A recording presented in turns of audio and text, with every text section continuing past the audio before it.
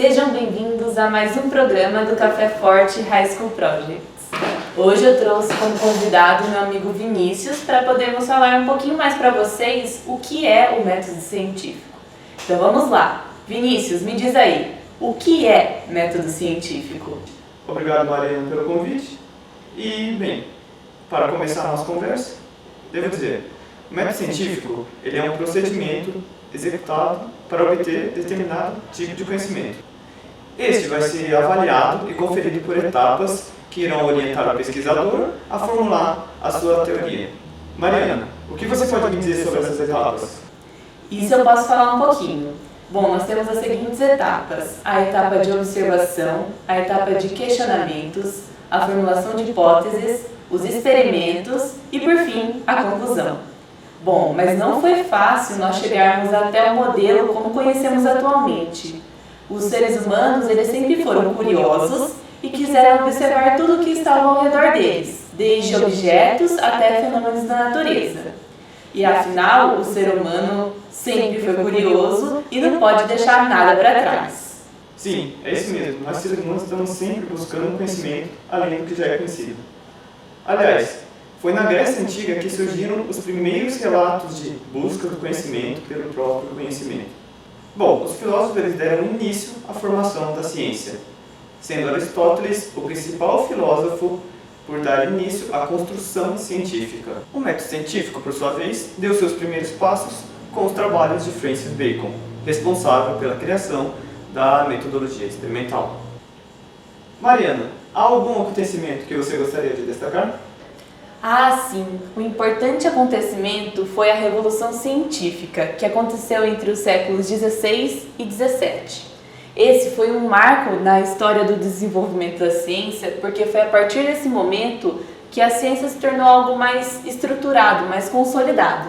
E também foi o pontapé para que no século XX fosse desenvolvido um método padronizado e objetivo.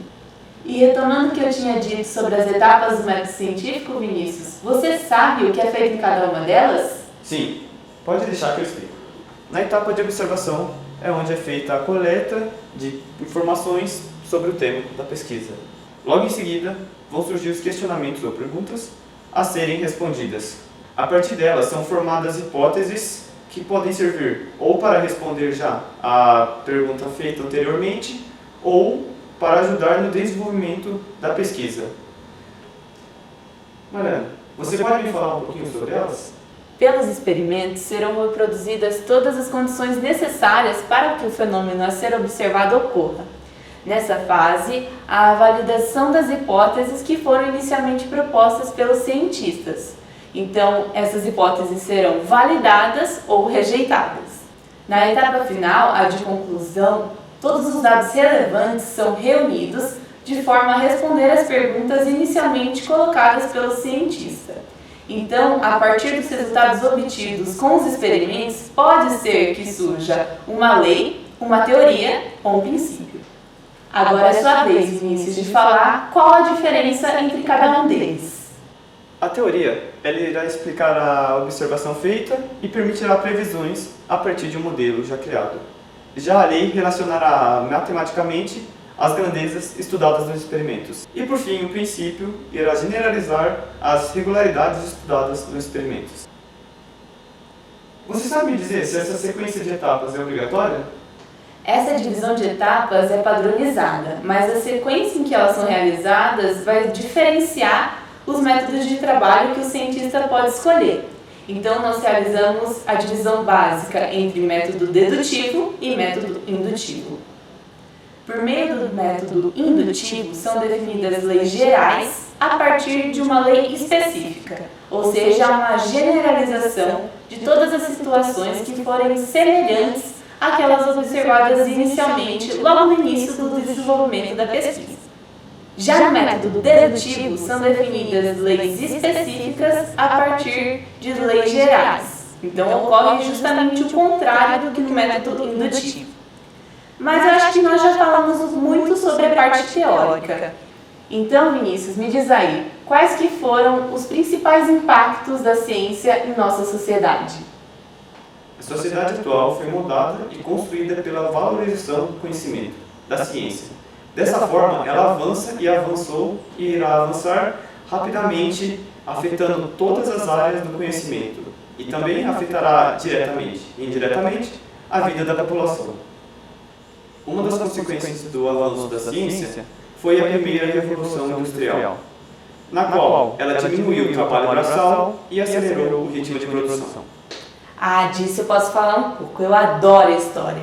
E eu sei muito bem que o século XIX foi um século marcado por um grande desenvolvimento científico e tecnológico, que revolucionou, por exemplo, o mundo da medicina.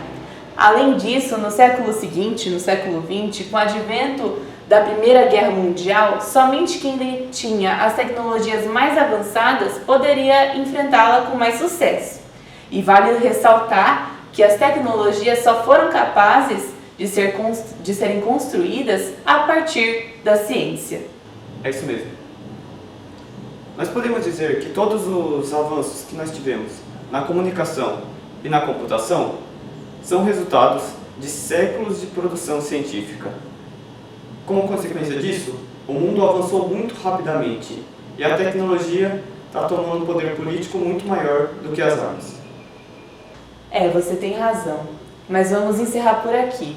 Muito obrigada por acompanhar o nosso bate-papo. Você pôde conhecer um pouquinho mais sobre o método científico, as suas etapas e até ter uma aulinha de história. Que a ciência esteja com você.